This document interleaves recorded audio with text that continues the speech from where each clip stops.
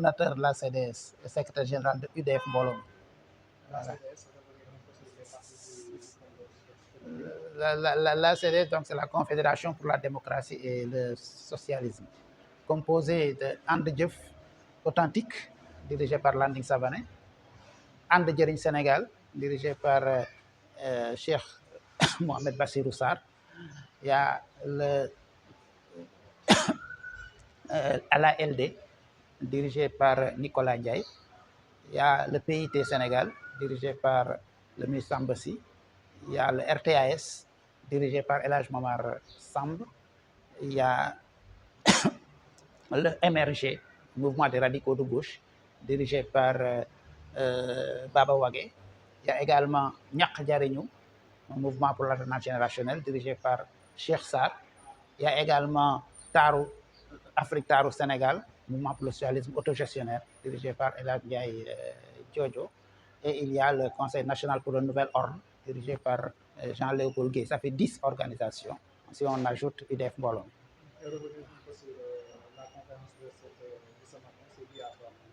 Bon, cette conférence était d'abord pour faire le point de la situation politique nationale et donner nos appréciations de cette situation politique nationale. Et en deuxième lieu, dégager des perspectives de la CDS et nous prononcer aussi sur certaines questions internationales. Alors, pour le premier point, je dois d'ailleurs préciser tout de suite que pour nous, il n'est pas question de faire le bilan de 5 ou 6 mois du régime. Pour nous, ce n'est pas cela, mais on veut juste donner nos appréciations, nos premières appréciations sur la question. Parce que le pouvoir n'a pas encore donné d'orientation, n'a pas encore fixé des objectifs, ne nous a pas encore dit quel est son projet de société. Donc, nous ne pouvons pas, de ce point de vue-là, faire un bilan d'ensemble. Mais nous pouvons voir parmi les actions qui sont menées, est-ce qu'on va dans le bon sens ou pas. C'est donc dans ce cadre-là que nous avons organisé cette conférence de presse.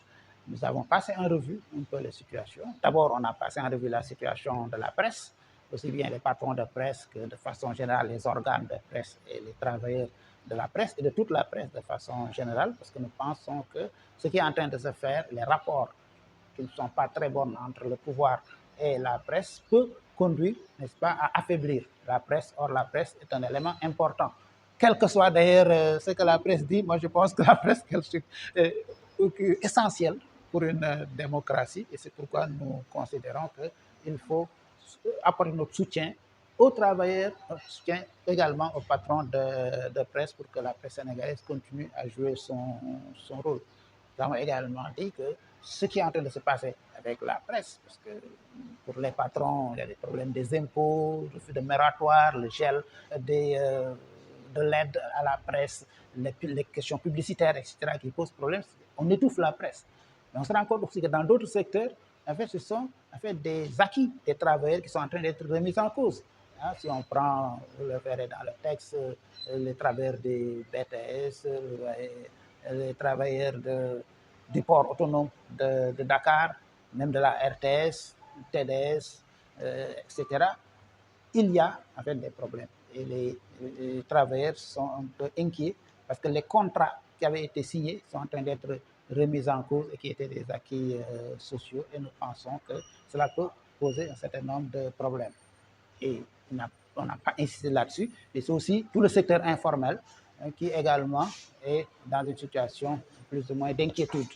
C'est les Jakartamens, c'est les vendeurs ambulants, etc., les marchands ambulants qui sont dans une situation d'incertitude généralisée à cause un peu d'un certain nombre de tracasseries. Et nous pensons que si un régime arrive, il doit pouvoir essayer de rassurer les uns et les autres, maintenir les acquis et faire en sorte que tout le monde puisse participer à l'effort de développement. Et au-delà de cela, nous avons également constaté, du point de vue de la marche générale du pays, j'espère que le régime semble tâtonner. Tout à l'heure, je le disais en commençant, il n'y a pas de ligne directrice, il n'y a pas d'objectifs qui sont fixés. On prend des mesures au jour le jour. On se rend compte également qu'il y a beaucoup d'annonces qui ont été faites, beaucoup de promesses qui ont été faites et qui tardent à être tenues. On comprend bien sûr le délai est court, mais ça crée un malaise.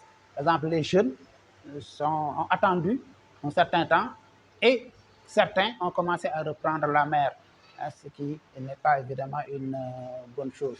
Alors, ce qui veut dire qu'il y a là des problèmes qui méritent que nous jouions notre rôle d'alerte, hein, alerter les populations sur ce qui est en train de se faire, et si ça continue, ça risque peut-être de poser des problèmes particuliers. Alors, du point de vue du sommet de l'État également, il y a, vous le savez tous, un certain nombre de problèmes. La place que prend le Premier ministre dans cet appareil d'État pose problème, et également son attitude à l'égard des opposants, de la presse et tout ça. Cette attitude-là ne nous semble pas être l'attitude d'un Premier ministre. On a l'impression que toujours un opposant, le Premier ministre doit s'occuper des questions du pays. Il coordonne et dirige la politique, n'est-ce pas, du gouvernement, plutôt, il coordonne l'action du gouvernement. Et de ce point de vue-là, nous dire qu'est-ce qu'on attend, et de nous dire qu'est-ce que le gouvernement va faire en matière de santé, en matière d'éducation, en matière d'industrialisation, en matière agricole, etc. C'est là où nous l'attendons et non pas en fait dans un certain nombre de gesticulations. Donc ça, c'est aussi des inquiétudes que nous avons et que nous partageons. Il nous vient aussi que si cela continue comme ça, en fait, risque de ne pas arriver à la rupture proposée ou voulue. Nous avons même l'impression qu'il y a plus, je dis bien plus, de continuité que de rupture. C'est-à-dire, tout petit peu de rupture, mais plus de continuité. Vous voyez, et c'est ça l'impression que nous avons à l'heure actuelle. Alors c'est pourquoi nous disons en fait que nous devons, notre devoir, c'est d'alerter, parce que nous sommes quand même des organisations qui sont sur le terrain politique depuis 30, 40 ans. Nous avons une expérience sur un certain nombre de choses qui se passent. Et si on sent que ça ne va pas dans le bon sens, nous préférons alerter. Et c'est ce que nous avons fait lors de cette conférence de presse. Je vais y revenir parce que nous ne l'avions pas mis dans le texte, mais vos confrères ont posé bien sûr des questions, parce que puisque c'était hier, nous ne pouvions pas en parler dans la conférence de presse, pourquoi nous n'avons pas en parlé, parce que nous n'avions pas discuté de cela. Mais nous avons échangé dessus. Mais avant d'arriver à cette question, dire que le deuxième élément, parce que c'est important, et ça, je voudrais vraiment que la presse relaie ça, parce que nous, CDS, nous avons une confédération. Maintenant, nous avons décidé de quitter la confédération pour aller vers la fédération. Donc, c'est un processus. On n'y est pas encore, mais on a pris la décision d'aller. Ça veut dire qu'on va quitter l'unité d'action pour aller vers l'unité organique. Nous voulons que ces organisations-là forment un seul bloc. Et ça, je crois que c'est important pour l'unité de la gauche. Nous avons dit aussi qu'au-delà de nos organisations, il faut aller vers la gauche plurielle. N'est-ce pas? Toutes les autres organisations qui se réclament de la gauche et essayer de créer une forte organisation, parce que dans nos pays, on a besoin quand même de gauche. On a besoin de la gauche, parce que la gauche a une particularité sur laquelle je ne vais pas revenir, mais nous aurons l'occasion d'en reparler certainement. Et la dernière chose, c'est que nous voulons également, au-delà de la gauche plurielle, aller vers un front républicain, n'est-ce pas, qui regroupe tous ceux qui sont pour la République et la démocratie dans ce pays. Et ça peut peut-être être une alliance électorale, mais pour le moment, on n'y est pas encore, mais nous sommes en train de faire les contacts nécessaires.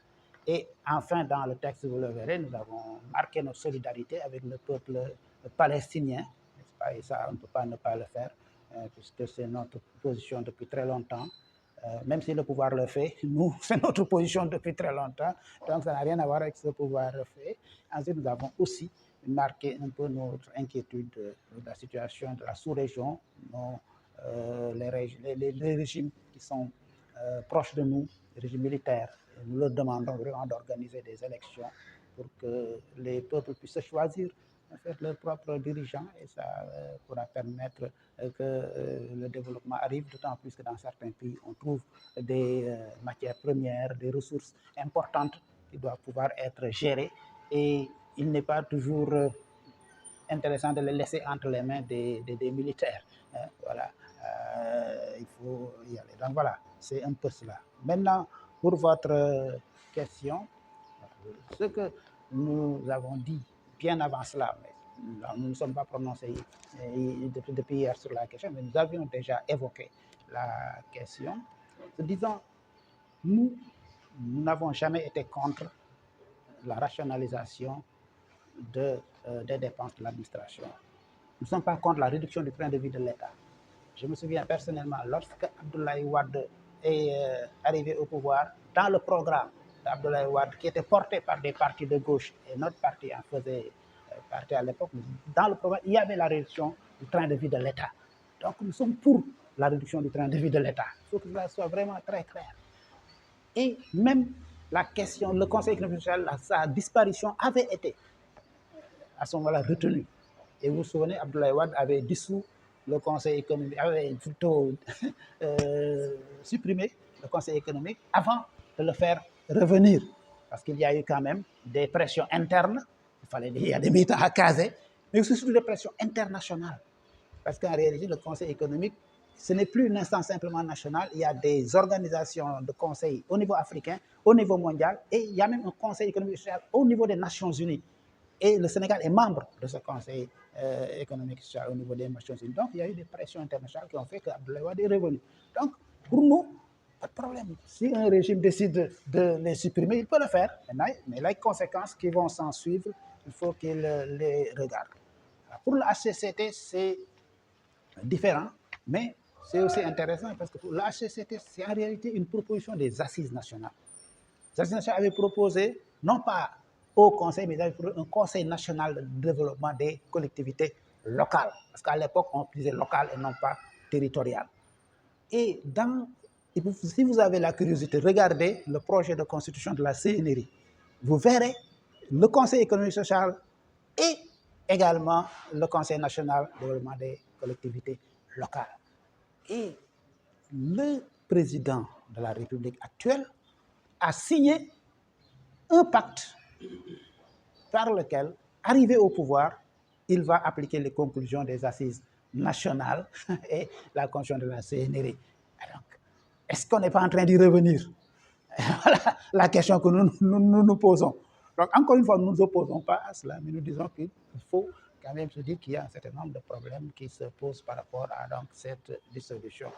On se dit maintenant, comme tout le monde, que pour nous, si on veut rationaliser, il ne faut pas choisir une ou deux institutions. Il faut faire l'évaluation, voir le coût, faire la liste de toutes les dépenses inutiles, avoir un plan de réduction de dépenses et venir le proposer.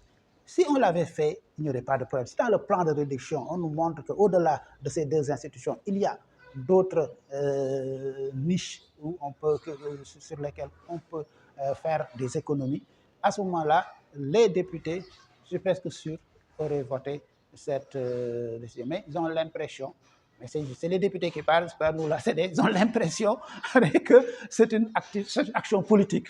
On veut mettre en mal Benno Bokk Yakaar avec le peuple en le faisant. Donc c'est cette impression qu'ils ont et c'est ça qui a expliqué pourquoi ces députés de Benno sont braqués.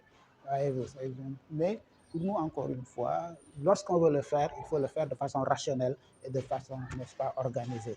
Voilà, sur cette question, ce que je pouvais dire. Merci.